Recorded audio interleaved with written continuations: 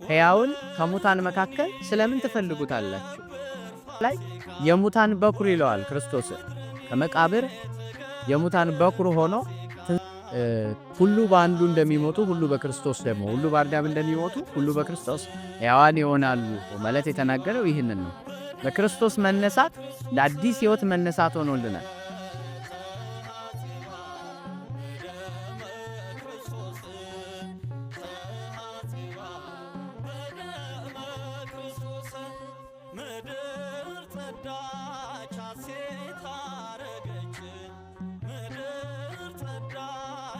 በስመ አብ ወወልድ ወመንፈስ ቅዱስ አሐዱ አምላክ አሜን። ክርስቶስ ተንሥአ እሙታን በዐቢይ ኃይል ወሥልጣን አሰሮ ለሰይጣን መንገሶ ለአዳም ሰላም እምይእዜሰ ኮነ ፍስሐ ወሰላም። የተወደዳችሁ የእግዚአብሔር ቤተሰቦች ኦርቶዶክሳውያን ወንድሞቻችንና እህቶቻችን እግዚአብሔር አምላክ በሰላም መዋዕለ ጾሙን አስፈጽመው ለብርሃነ ትንሣኤው እንኳን አደረሳችሁ አደረሰን። በዓለ ትንሣኤ በዓለ ትሴት በዓለ ሐሴት ነው። ቤተክርስቲያናችን በደመቀ መንፈሳዊ ድባብ ከምታከብራቸው የጌታችን የመድኃኒታችን የኢየሱስ ክርስቶስ አበይት ከሚባሉ 9 በዓላት መካከል አንዱ በዓለ ትንሣኤ ወይም በዓለ ፋሲካ ነው። ትንሣኤ ወይም ፋሲካ የሚለው ቃል ትንሣኤ በግዕዙ ተንሳ ተነሳ የሚል ትርጉም የያዘ ሲሆን ፋሲካ ደግሞ ያው በተለምዶ ፋሲካ ብለን የምንጠራው ማለት ነው።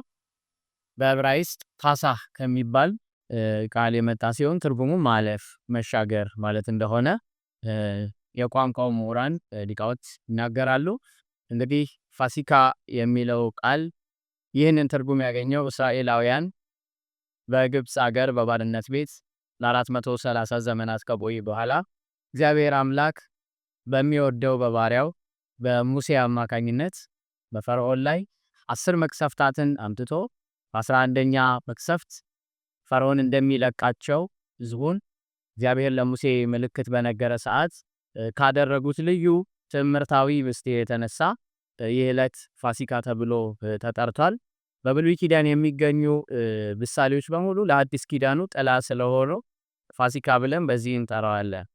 ሙሉ ታሪኩ በዘጸአት 12 ከቁጥር 1 እስከ ፍጻሜ የተጠቀሰ ሲሆን እንግዲህ ሊቀ ነቢያት ሙሴ በእግዚአብሔር አምላክ ሕዝቡን ለማውጣት ከእስራኤል ከግብፅ እንዲወጣ ከተመረጠ በኋላ በፈርዖን ፊት ገብቶ 10 ታላላቅ መቅሰፍታትን ፈርዖን ሕዝበ እስራኤልን እንዲለቅ ማድረጉ ይታወሳል። እነዚህን 10 መቅሰፍታት ሲያደርግ ፈርዖን ሕዝበ እስራኤልን ሊለቅ አልቻለም። ልቡ ደንድኗልና ሊለቃቸው አልቻለም ነበር። እግዚአብሔር አምላክ ግን እርሱ ባወቀ ከዚህች መቅሰፍት በኋላ ግን ይለቃቸዋል በማለት 11ኛና በፈርዖን ላይ የምትመጣ የመጨረሻ መቅሰፍት እግዚአብሔር እንደሚያመጣበት ለሙሴ ነገረው ማለት ነው። እንግዲህ ሊቀ ነቢያት ሙሴ ደግሞ ይህን የእግዚአብሔር ድምፅ ለማይበረ እስራኤል አስተጋባ። ምንድነው የሆነው? ስርዓቱ ልዩ የሆነ መንፈሳዊ ምስጢር እስከ ሐዲስ ኪዳን የሚሄድ ምስጢር እግዚአብሔር አምላክ ለእስራኤል በምድረ ግብፅ ገለጠላቸው። በሌሊት በመጋቢት ወር በእነሱ ኒሳን በሚባለው በግን እንዲገዙ በዚያም በኋላ ደግሞ 14 ቀን ያክል ጠብቀው 14ኛው ቀን ወይም በሁለተኛው ሱባኤ ሲመሽ እንዲያርዱትና ባረዱት በግ ደም የቤታቸውን ጉበን እንዲቀቡ እግዚአብሔር አምላክ አዟቸው ነበረ። ስለዚህ ይህንን የቤታቸውን ጉበን በበግ ደም ከቀቡ በኋላ መልአከ ሞት የግብፅን ሕፃናት በኩሮቻቸውን ሁሉ ሊቀስፍ ሲያልፍ በእስራኤል መንደር ሲያልፍ የእነርሱ ልጆች አልለካም ነበርና ፋሲካ ማለፍ መሻገር የመልአከ ሞት ከነሱ ማለፍ ሞት ሳይነካቸው ከግብፅ በክብር መውጣታቸውን የሚያስቡባትን ያችን ሌሊት ፋሲካ ብለው እስራኤል ይጠሩ ነበር። እንግዲህ ልክ በዚሁ ምሳሌ አገዛዙ ከደነደነ ቅዱስ ኤፍሬም ሶርያዊ በውዳሴ ማርያሙ ጸላይ ዛልቦ ምሕረት ከሚለው ምሕረት ከሌለው ጠላትች በጽኑ ተአምራት ያይደለ በቤዛነት በነቢያት እጅ ያይደለ በራሱ በአምላከ ነቢያት በጌታችን በመድኃኒታችን በኢየሱስ ክርስቶስ ሞት የሞት ኃይል ደክሞ የሲኦልም ስልጣን ተሽሮ ነፍሳት ሁሉ ነፃ መውጣታቸው ሐዲስ ኪዳን መታወጁን በማስመልከት ይህን የብሉይ ኪዳን ምስጢር ደግሞ አገናዝበን ፋሲካ እንለዋለን። ትንሣኤ የሚለውን ትርጉሙን ግን የትንሣኤያቸው ሁሉ በኩር ለሆነው ለክርስቶስ እንሰጠዋለን ማለት ነው። ስለዚህ ይህ የትንሣኤ በዓል ቤተ ክርስቲያናችን የስብከት ዋና ዓላማዋ የሆነ የስብከቶቿ ሁሉ ጉልላትና አክሊል የሆነላትን የክርስቶስን ትንሣኤ ከሁሉ በላይ ከፍ አድርጋ የምትሰብከውን ይህንን እውነት የምታውጅበት ደግሞም በሰሙነ ሕማማት የጌታ አካል ስለሆነች ጌታዋ ሲታመም እርሱ ራስ ነውና ቤተክርስቲያን አካሉ ነችና ስለ እርሷ በታመመው ሕማም ከእርሱ ጋር እየታመመች እንዳሳለፈች እንግዲህ ዘበንቲያሃ ለቤተክርስቲያን ተጸፋይከ በውስተ አውድ ነው የሚለው መሐረና ጸሎታችን። ስለ ቤተክርስቲያን ብለህ በአደባባይ በጥፊ ተመታህላት ይላልና ቤተክርስቲያን ስለ እርሷ የተቀበለውን ጸዋትወ መከራ እያሰበች ልጆቿን ይዛ በሰሙነ ሕማማቱ እያስተበረከች እየሰገደች እያለቀሰች ግብረ ሕማማቱን እያነበበች የትንሣኤውን ጊዜ በተስፋ እንደተጠባበቀች ደግሞ ክርስቶስ ሞቶ ያልቀረ ስለሆነ በኃይልና በስልጣን መነሳቱን በድል የምታውጅበት ይህ በዓል ትንሣኤ በመባል ይጠራል ማለት ነው። ከብዙ በጥቂቱ የበዓለ ትንሣኤ የስያሜው ምስጢርና ትርጓሜ በተቻለ መልኩ በዚህ አይነት ልናስተምረው እንችላለን ወይም ደግሞ ቤተክርስቲያን ታስተምረናለች ማለት ነው። በዓለ ትንሣኤ በቤተክርስቲያናችን ከሚከበሩ አበይት በዓላት መካከል ዋነኛው እንደውም የቤተክርስቲያን አበው በኩረ በዓላት የሚሉት ነው። ምክንያቱም ክርስትና የተመሰረተው በክርስቶስ ሞትና መነሳት ላይ ስለሆነ የክርስትና ትልቁ የአሸናፊነቱ ምልክት የክርስቶስ ከሞት መነሳት ነው። እንግዲህ በነገረ ድህነት ትምህርት ሊቃውንተ ቤተክርስቲያን እንዳስተማሩን አባታችን አዳም ትእዛዝን አፍርሶ ዕፀ በለስን በልቶ አትብላ የተባለውን በልቶ ሕገ እግዚአብሔርን አፍርሶ ከገነት በወጣ ጊዜ የሚያድነው የሚቤዠው ይፈለግ ነበረ። አዳም እንዲድን እግዚአብሔር አምላክ ያለ ንስሐ ሊቀበለው አይችልም። ቅዱስ ሳይሮስ ዘስሙናይ በሁለተኛው ድርሳኑ ላይ ዲያብሎስ ያለ ግፍ እንደወሰዳቸው እግዚአብሔርም ያለ ግፍ ከዲያብሎስ እጅ ይወስዳቸው ዘንድ ይገባዋል። ዲያብሎስ በግፍ ወይም በኃይል በስልጣን አዳምና ሔዋንን አልወሰደም። አታሎ ነው የወሰዳቸው። ተደብቆ በእባብ ገላ ተሰውሮ ምንም እንኳን ከእግዚአብሔር የሚሰወር ባይኖር ተሰውሮ ለነሱ በማይታይ መልክ በእባብ ገላ አድሮ ነው የማረካቸው የወሰዳቸው። ስለዚህ እግዚአብሔር አምላክ እነርሱን ለማዳን ኃይሉን መለኮታዊ ስልጣኑን ተጠቅሞ አዳምን ድነሃል በቃ ቢለው ይህ ፍትህ አይሆንም ነበር ይላል ቅዱስ ሳይሮስ ዘስሙናይ። ምክንያቱም ዲያብሎስ ያለ ግፍ ስለወሰደ እሱ ከዲያብሎስ ላይ በግፍ ሊወስድ አይችልም። ግፍን የሚበቀል እንጂ ግፈኛ አምላክ ስላልሆነ በፍትህ ማድረግ አለበት። ስለዚህ ልጁን ላከ። ልጁን ከላከ በኋላ ድውያነ ስጋን በታምራት ድውያነ ነፍስን በትምህርት እየፈወሰ እዚህ ምድር ላይ 33 ዓመት ከ3 ወር ተመላለሰ። ለአዳም ቤዛ ይሆን ዘንድ ቅዱስ ስጋውን ክቡር ደሙን ቆርሶ አፍሶ ሰጠ።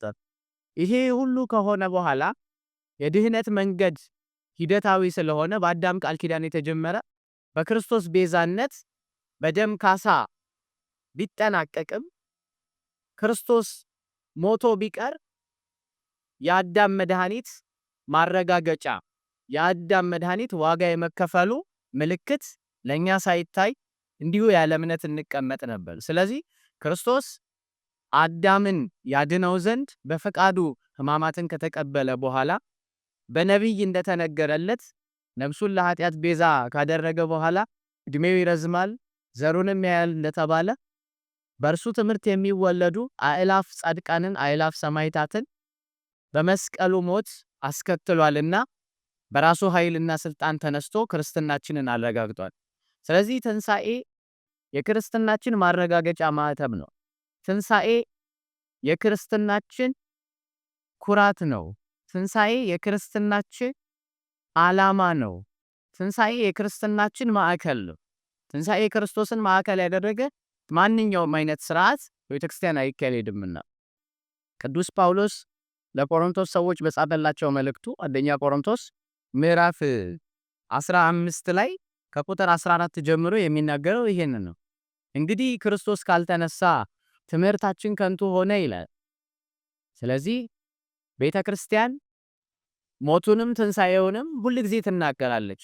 በሥርዓተ ቅዳሴ ንዜኑ ሞተከ እግዚኦ ወትንሣኤከ ቅድስት፣ አቤቱ ሞትህን እንናገራለን ቅድስት የሆነች ትንሣኤህንም እናምናለን እያልን እንናገራለን። በጸሎተ ሃይማኖትም ወንሴፎ ትንሣኤ ሙታን በማለት ለመናገር የበቃ ነው ከክርስቶስ ትንሣኤ የተነሳ ነው። ስለዚህ የክርስቶስ ትንሣኤ የትንሣኤዎች ሁሉ በኩር ነው።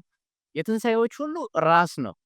ቅዱስ ጳውሎስ በድጋሚ በአንደኛ በቆላሲስ መልእክቱ ምዕራፍ 1 ከቁጥር 8 ላይ የሙታን በኩር ይለዋል። ክርስቶስ ከመቃብር የሙታን በኩር ሆኖ ትንሣኤያችንን የጀመረ ሐዲስ ሕይወትን ያሳየ ጌታችንና መድኃኒታችን ኢየሱስ ክርስቶስ ነው። እንዲሁ በስም አጠራሩ ክብርና ምስጋና ይግባውና ጌታችን መድኃኒታችን ኢየሱስ ክርስቶስ የመነሳቱን ነገር ስናይ ለመሆኑ ክርስቶስ መከራን እንዲቀበል እንዲሞት ያስፈልገው ለምን ነበረ የሚለው ይነሳል።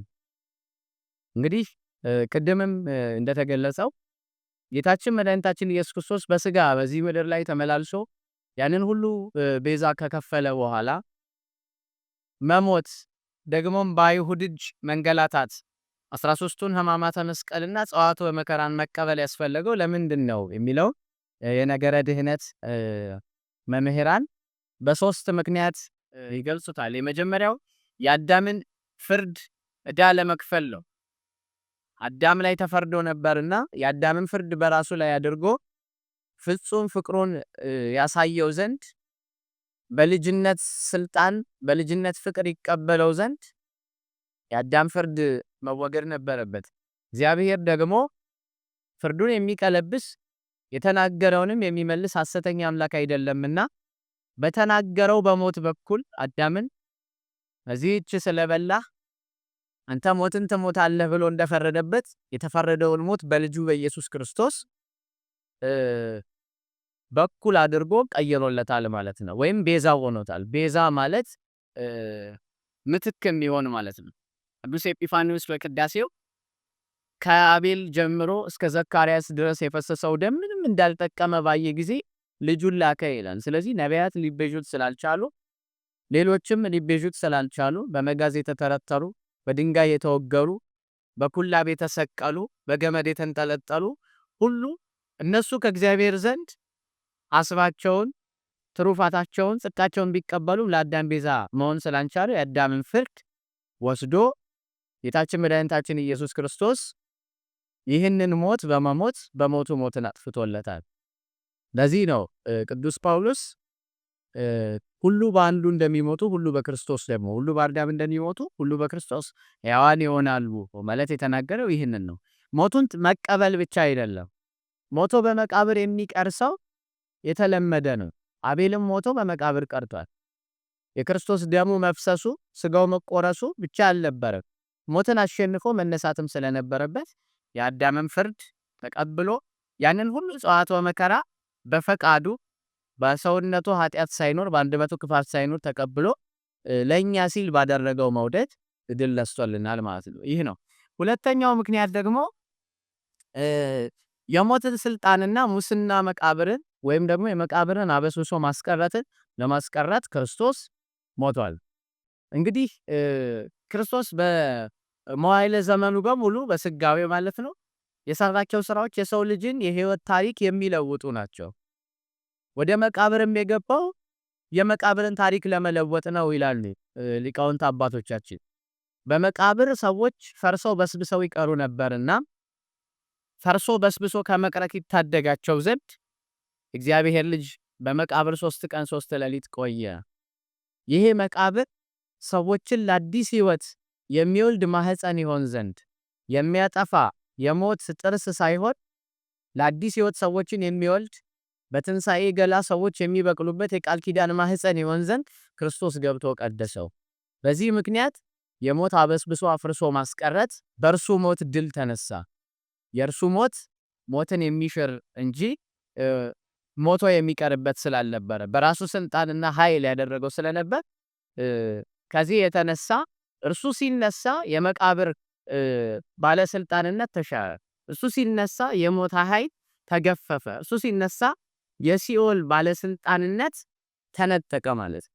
ስለዚህ ለስም አጠራሩ ክብርና ምስጋና ይግባውና ጌታችን መድኃኒታችን ኢየሱስ ክርስቶስ ኃይለ ስልጣነ ሞትን አሸንፎ ሙስና መቃብርን አሸንፎ ከመቃብር ከቆየ በኋላ መነሳቱ ይህንን ያሳያል። መሞቱ ለዚህ ነው ማለት ነው። ሶስተኛው ደግሞ በትንሣኤው በኩር የሆነን ዘንድ ነው የሞተው። በሞቱ እንድንተባበረው ቤተክርስቲያን የምትፈጽማቸው ምስጢራተ ቤተክርስቲያን በሙሉ እንግዲህ እንደሚታወቀው በጥምቀት ይጀመራል።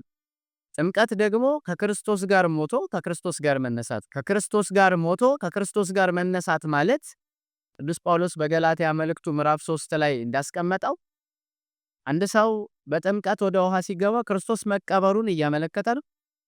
ከውሃው ሲወጣ ደግሞ ክርስቶስ መነሳቱን እያመለከተ ነው። በዚያው ደግሞ ወደ ውሃ ውስጥ ሲገባ ለኃጢአት መሞቱን እያሳየ እያመለከተ ነው። ከውሃው ሲወጣ ደግሞ ለጽድቅ መነሳቱን እያሳየ እያመለከተ። ስለዚህ ይሄን ሐዲስ ሕይወት ለመመስረት ክርስቶስ በኩር የሆነን ዘንድ ይገባ ነበር፣ ይነሳልን ዘንድ ይገባ ነበር። ቤተክርስቲያን ተነሳልን ነው የምትለው። ተነሳልን ምክንያቱም በሞቱ ሞትን ሽሯልና፣ በትንሣኤው ደግሞ ሐዲስ ሕይወትን ይሰጠናልና ይህንን ቤተክርስቲያን ሁል ጊዜ ተሰብከዋለች እስከሚመጣ ድረስ የምታውጀው በደስታ ሆና የምትናገረው ወንጌሏ ይህ ነው ማለት። ስለዚህ ጌታችን መድኃኒታችን ኢየሱስ ክርስቶስ በሞቱ እንድንተባበረው ምስጢራትን ሁሉ ለመፈጸም ያስችለን ዘንድ ይህንን ትንሣኤውን ለእኛ አድርጎታል ማለት ነው። ክርስቶስ እንደተነሳ በእርሱ ያመኑት ደግሞ እንዲሁ ከእርሱ ጋር ይነሳሉ ብሎ ቅዱስ ጳውሎስ እንደተናገረው በክርስቶስ መነሳት ለጽድቅ ሕይወት መነሳት ሆኖልናል። በክርስቶስ መነሳት ለአዲስ ሕይወት መነሳት ሆኖልናል። ቅዱስ ጳውሎስ ለኤፌሶን ሰዎች በኃጢአታችሁ ሙታን ነበራችሁ ይላቸዋል። ሰው በኃጢአት ያለበት ጊዜ ከእግዚአብሔር የራቀበት ጊዜ ሞተ ነፍስ ነው። ስለዚህ እንደ ሞተ ነው የሚቆጠረው በስጋ ቢቆም። ነገር ግን ለአዲስ ሕይወት የምንወለድበትን ጥምቀት፣ ለአዲስ ሕይወት የምንወለድበትን ንስሐ፣ ለአዲስ ሕይወት የምንወለድበትን ምስጢረ ቁርባን እነዚህን ሁሉ እናደርግ ዘንድ ክርስቶስ በትንሣኤው በኩር ሆኖናል ማለት ነው። ለዚህ ምክንያት ክርስቶስ ሞቷል። ሞቱንም እንድንተባበረው ይሄን አድርጓል። በሞቱ ደግሞ የተባበሩትን ሁሉ በትንሣኤው እንዲተባበሩ ክርስቶስ ይፈልጋል። ሞቱን በሚመስል ሞት ከእርሱ ጋር ከተባበረ ትንሣኤውን በሚመስል ትንሣኤ ከእርሱ ጋር እንተባበራለን ይላልና መጽሐፍ። ከክርስቶስ ሞት ጋር መሞት መጠመቅ ብቻ አይደለ፣ ከክርስቲያኖች ጋር ከክርስቶስ ትንሣኤ ጋር መተባበር ይፈልጋል። በክርስቶስ ሞት ለመተባበር እርግጥ ነው ተጠምቀናል። ነገር ግን በክርስቶስ ትንሣኤ የምንሳተፈው የምንተባበረው ለጽድቅ ሕይወት ስንነሳ ነው። ኃጢአትን ስናሸንፍ ነው። ክርስቶስ እርቃኑን እንደተሰቀለ በዓለም ፊት እርቃናችንን ስንሆን ነው። ቅዱስ ጳውሎስ እኔ ለዓለም ሙት እንደሆንኩ ዓለም ለኔ ሙት ነው እንዳለው። ይህንን ሲያደርጉ ክርስቲያኖች ይህን ዓለም ሲንቁ በዚህ ዓለም ኖረው ክርስቶስን በትንሣኤው የተባበሩ ይሆናል ማለት ነው። ይህንን ልዩ ሕይወት ሊሰጠን ጌታችን መድኃኒታችን ኢየሱስ ክርስቶስ የትንሣኤያችን በኩር ሆኗል። ክብርና ምስጋና ለስም አጠራሩ ይሁን። ስለዚህ ይህንን ሞትን ካሸነፈ በኋላ አዳም የሚድንበትን ይህን የድህነት ሥራ ካደረገ በኋላ በመቃብር የሚሰራው የለም። ስለዚህ ምን አለ? በራሱ ኃይልና ስልጣን ተነሳ ማለት ነው። በቅዱስ ወንጌል በሉቃስ ወንጌል ምዕራፍ 24 ከቁጥር 5 ላይ እንዲህ የሚል ቃል ተቀምጧል። ሕያውን ከሙታን መካከል ስለምን ትፈልጉታላችሁ? እርሱ በፈቃዱ ሞትን ቢቀበልም ሕያው ነው። ቅዱስ ጴጥሮስ ሞተ በሥጋ ወሐይወ በመንፈስ ይላል። መለኮታዊነቱ የማይሞት ነገር ግን በለበሰው ሥጋ በተዋህዶተ ሥጋ ምክንያት ሞትን የቀመሰ አምላክ እንጂ ለዘለዓለም ሕያው ሆኖ የሚኖር መሆኑን ሲያሳይ ይህንን ተናገሩ። ስለዚህ ሕያው ነው፣ ሞቶ የሚቀር አይደለም። ትንሣኤ ክርስቶስ የሚባለው ልዩ የሆነ ትንሣኤ ነው። ክርስቶስ በመዋዕለ ትምህርቱ በተለያዩ ሀገራት እየተዘዋወረ ሲያስተምር ያስነሳቸው ሰዎች አሉ። የማርያምና የማርታን እህት ወንድም አልዓዛር አስነስቷል። የመበለቲቱን ልጅ በሀገረ ናይን አስነስቷል። ጣቢታ የምትባለዋን ሕፃን አስነስቷል። እነዚህ ሁሉ ግን ለሞታቸው ተነስተዋል። እርሱ ያስነሳቸውም ወደ መቃብር መግባታቸው አይቀርም። እርሱ በተነሳ ጊዜ የተፈጠረውን ስንመለከት ግን ቅዱስ ወንጌል እንደዚህ ይለናል። ሐዋርያቱ ወደ መቃብሩ ስፍራ ሄዱ። ክርስቶስ እንደሚሞት መከራን ከካህናት አለቆች፣ ከአይሁድ፣ ከሮማውያን እጅ እንደሚቀበል ደግሞም በሦስተኛው ቀን እንደሚነሳ ነግሯቸው ነበርና ከስቅለቱ በኋላ መንፈሳቸው እየተቃጠለ እየጾሙ ይጠብቁ ነበር። ቅዳሜ ሌሊት ለእሑድ አጥቢያ የተገጠመውን የመቃብር ድንጋይ ወታደሮች ይጠብቁት ነበርና እንዳይነሳ ፈርተው ያሳች በሕይወቱ ሳለ እነሳለሁ ያለው ትዝ አለን ብለው ያስጠብቁት ነበርና ከወታደሮች የተነሳ ፈርተው መሄድን ትተው ነበር ይለናል መጽሐፍ። ይህንም ፍርሃታቸውን የገፈፈ ግን ትልቅ ነገር ተፈጠረ። የመቃብሩ ድንጋይ ዞራል። ዞር ማለቱም ክርስቶስ በራሱ ኃይልና ስልጣን ሞትን አሸንፎ ስለተነሳ ነው።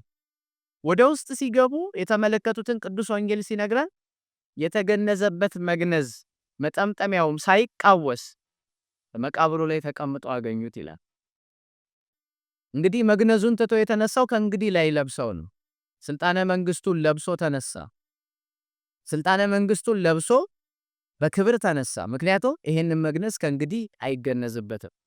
አልዓዛር ግን ይሄንን መግነዝ ይዞት ወጥቶ ነበር። በታሪክ እንደምናስታውሰው ቅዱስ ወንጌል እንደሚነግረን እሱ ላይሞት ስለተነሳ ትንሣኤው ከትንሣኤያቸው ስለሚለይ በራሱ ፍቃድና ስልጣን ነፍሴን በፍቃዴ አኖራታለሁ፣ ማንም ከእጄ የሚወስዳት የለም፣ ለወስዳት ስልጣን አለኝ፣ ደግሞ ብላነሳት ስልጣን አለኝ ብሎ በሕያው ቃሉ የተናገረ ስለሆነ በራሱ ኃይልና ስልጣን ይነሳልና ትንሣኤያቸው ከትንሣኤው ይለያልና መግነዝ ፍቱልኝ፣ መቃብር ክፈቱልኝ፣ ማህተም ገልብጡልኝ ሳይ በራሱ ኃይልና ስልጣን ክርስቶስ ተነስቷል። ክርስቶስ ተነስቷል። ክርስቶስ ተነስቷል የሚለውን ይህንን አዋጅ ቤተክርስቲያን ሁሉ ጊዜ አሰምታ የምትናገረውም ለዚህ ነው። ከዚህ የተነሳ በዓለ ትንሣኤ ቤተክርስቲያን እስከሚመጣ ድረስ አምላኳ ጌታዋ ራሷ ክርስቶስ እስኪመጣ ድረስ በክብር በስልጣን በኃይል ሰብከዋለች ማለት ነው። ስለዚህ በትንሣኤው ትንሣኤን ሰጥቶ ክርስቶስ ሞቶ አልቀረም ተነስቷል። በሐዲስ ኪዳን ያለን እኛ ሞተን አንቀርም፣ እንነሳለን። እርሱም ጋር ደግሞ በክብር እንቀመጣለን። ይህን የማይታበል የማይዋሽ በዓለም ማጭበርበር የማይደበቅ ተስፋ ሰጥቶን ነው የሄደው። ስለዚህ ይሄ እስከሚመጣ ድረስ የሚሰበክ ቤተክርስቲያን የወንጌል እውነት ክርስቶስ ትንሣኤ ነው። የስብከቷ ሁሉ ማዕከል ሆኖ ይኖራል ማለት ነው። እንግዲህ የክርስቶስን ትንሣኤ በዚህ ልክ እንትን ካልን በምስጢረ ትንሣኤ ሙታን ሶስት ትንሣኤዎችን ሊቃውንተ ቤተክርስቲያን መምህራን አባቶቻችን ያስተምሩናል። የመጀመሪያው ትንሣኤ ክርስቶስ ነው፣ የትንሣኤያችን ሁሉ በኩር የሆነው። ሁለተኛው ግን ትንሣኤ ዘጉባኤ ነው። ትንሣኤ ዘጉባኤ ማለት በመጨረሻው ቀን ክርስቶስ ሲመጣ ሁሉም የሚነሳበት ትንሣኤ ነው። ይህንን ትንሣኤ ዘለ ክብርና ትንሣኤ ዘለ ሐሳር ብለን እንከፍለዋለን ለሁለት። ትንሣኤ ዘለ ክብር ማለት በክርስቶስ ቀኝ ለመቆም ጻድቃን የሚነሱት ትንሣኤ ሲሆን፣ ትንሣኤ ዘለ ሐሳር ደግሞ የዘላለም ኩነኔን የእሳትን ስፍራ የዘላለም ቤታቸው አድርገው የሚወርሱ በምድር ያለው በጎ ምግባራቸው ከበለጠላቸው ከጻድቃን ህብረት ጋር ሊቆጠሩ ሊደመሩ የማይችሉ እነዚህ ደግሞ ለሐሳር ይነሳሉ። በዕለተ ትንሣኤ ዘጉባኤ ለመነሳት በክርስቶስ ቀኝ ለመቆም ሁላችንም ተስፋ አለ። ይህንን ግን ለመነሳት መጀመሪያ ቀድመን መነሳት ያለብን ትንሣኤ ቀጣዩን ትንሣኤ ነው። ይሄ በሕይወት እያለን የምንነሳው በየጊዜው የምንነሳው ትንሣኤ ነው። ይሄ ትንሣኤ ልቡና ይባላል። ትንሣኤ ልቡና ማለት የልብ መነሳት ነው። ከሞተ ሥራ ከኃጢአት መለየት ነው። የክርስቶስን ትንሣኤ አብነት ምልክት አድርጎ አሻግሮ የሚወርሱትን ሕይወት እያዩ መልካም ለሆነ ምግባር ሰውነትን አስጨክኖ ማስገዛት ይሄ ትንሣኤ ይናገራል። ለዚህ ነው ቅዱስ ጎርጎርዮስ ዘኑሲስ በድርሳኑ ከሙታን በተነሳበት ስልጣን ፍጹም የሆነ ትንሣኤን አስነሳል። ይኸውን ትንሣኤ ንስሐ ነው ይላል። ትንሣኤ ልቡና ንስሐ ነው። በንስሐ ሕይወት የሚመላለሱ ሁሉ በክርስቶስ ቀኝ የመቆም ተስፋ ያላቸው ናቸው። ቢወድቁ የሚነሱ ቢስቱ የሚመለሱ እነዚህ ከእግዚአብሔር አብ ከልጁም ከኢየሱስ ክርስቶስ ከመንፈስ ቅዱስ ከበጉ ማህበርተኞች ጋር በክብር መንግስተ ሰማያትን ለመውረስ ተስፋ ያላቸው ናቸው። ስለዚህ የልብ መነሳት የሚባለው ደግሞ ይህ ነው። ምስጢረ ትንሣኤ ሙታንን ቤተክርስቲያን በዚህ ታስተምረናለች። በኋለኛው ቀን በክብር ለመቆም ዛሬ በንስሐ ራስን አዋርዶ ዝቅ ማለት ይጠይቃል። ቅዱስ ዮሐንስ አፈወርቅ በኋለኛው ቀን በክብር ለመቆም በዚህኛው ቀን ራስህን አዋርደ በትህትና ለንስሐ ዝቅ በል ይላል። እዚህ ይህንን የምናስተምርበትን ቤተክርስቲያናችን ምስጢረ ትንሣኤ ሙታን ትምህርት እዚህ ላይ ሊጠቀስ ይችላል ማለት ነው። እንግዲህ ቤተክርስቲያናችን ተደጋጋሚ እንደተገለጸው በዓላትን ልዩ አድርጋ የምታከብርበት ስርዓት ትውፊት አላት። በተለያዩ ኦሪየንታል አብያተ ክርስቲያናት የክርስቶስ ትንሣኤ በልዩ ድምቀት ነው የሚከበረው። በአንዳንድ ኦሪየንታል አብያተ ክርስቲያናት ዘንድ መብራትን እንግዲህ በኢየሩሳሌም በሚከበረው በጌታ መቃብር ዙሪያ በሚከበረው የትንሣኤ በዓል ብዙዎቻችሁ አስተውላችሁ ከሆነ መብራትን ከጌታችን ከመድኃኒታችን ከኢየሱስ ክርስቶስ መቃብር በተአምራት ከሰማይ በየዓመቱ እየወረደ የሚቀበሉበት ስርዓት አላቸው። ጧፍን እያበሩ ትንሣኤውን ብርሃን የሚያዘክሩበት ስርዓት አላቸው። በቤተክርስቲያን ደግሞ እንግዲህ የቤተክርስቲያን አንደበት የሚባለው በጾመ ድጓ ወርኃ ጾሙን ሙሉ ስናነሳው የነበረው ቅዱስ ያሬድ ደግሞ በትንሣኤ ጊዜ የሚደረጉ ስርዓቶችን የሚዜሙ በማህሌት ጊዜ የሚባሉ ዜማዎችን ስርዓቶችን እንዲሁ ደግሞ ጽፏልና በዚያ ቤተክርስቲያናችን ስርዓተ ማህሌቱን ድንቅ አድርጋ ትገለገላለች። እንግዲህ ስርዓተ ማህሌቱ ከተጀመረ በኋላ በመሃል ዲያቆኑ ወተንሳ እግዚአብሔር ከመዘነቃ አምነዋም ወከመ ኃያል ዘህዳገ ወይ ወቀተለ ጸሩ በድህሬው ብሎ እግዚአብሔር የወይን ስካር እንደተወው እንደ ኃያል ሰው ተነሳ ጠላቶቹንም በኋላው ገደለ ብሎ ያዜማል። ሕዝቡ ሁሉ በእልልታ በጭብጨባ ይቀበሉታል። የክርስቶስ ትንሣኤ ያስተጋባሉ ይደረጋል። እንግዲህ ስርዓተ ማህሌቱ ካለቀ በኋላ በኪዳኑ ሰዓት ጸሎተ ኪዳን ከደረሰ በኋላ ካህኑ ሰራዩ ካህን ክርስቶስ ተንሥአ እሙታን በዐቢይ ኃይሎ ስልጣን ብለው ሕዝቡ ይቀበሉታል። አሰሮ ለሰይጣን ይላል። አግዓዞ ለአዳም ይሉታል። ሰላም ይላቸዋል። እምይእዜሰ ይላል። ኮነ ይላቸዋል። ፍስሐ ወሰላም ይሉታል። ይሄ እንግዲህ ክርስቶስ በአካለ ነፍስ ወደ ሲኦል ወርዶ አዳም ሱባኤውን ሲጠባበቅ ተንሱ ለጸሎት ሰዓቱ አልፎበት የተቀጠረው ሱባኤ የዘገየ መስሎ ተንሱ ለጸሎት ሲል እግዚኦ ተሳሃለነ ብለው እንግዲህ ሕዝበ በዚያ በነፍሳተ ሲኦል ይመልሳሉ። ከዛ ክርስቶስ መጥቶ ሰላም ለኩልክሙ ሰላም ለሁላችሁ ይሁን በማለት የተናገረው የሚያስታውስ ነው። ሰላም የምንለው ለዚያ ነው። ከዚህ በኋላ ሰላም ሆነ በማለት ካህኑ ይህንን ያውጃል ማለት ነው። ስርዓተ ማህሌቱ በዚህ ከተጠናቀቀ በኋላ ኪዳኑ ከደረሰ በኋላ አኮቴተ ቁርባን ዘቅዱስ ዲዮስቆሮስ ነው ቅዳሴው ይቀደሳል። እንግዲህ በዚህ ሰዓት ወንጌል ይነበባል። ከዚህ በኋላ እንግዲህ በስርዓተ ቅዳሴው መግቢያ ሌላ ጊዜ እምንባሃ ቅድስት ቤተክርስቲያን ነው የሚባለው። አሁን ግን ሃሌሉያ ዮሴፍ ወኒቆዲሞስ ገነዝው ለኢየሱስ ለዘተንሥአ እሙታን በመንክርኪን ዮሴፍና ኒቆዲሞስ ከሙታን የተነሳውን በታላቅ ድንቅ የተነሳውን ጌታ በጨርቅ ገነዙት የሚለውን ዜማ ይዜማል ማለት ነው። ሃሌሉያ ዮሴፍ ወኒቆዲሞስ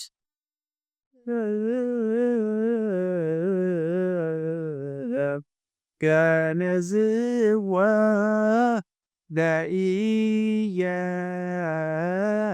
ለኢየሱስ በሰንዱናት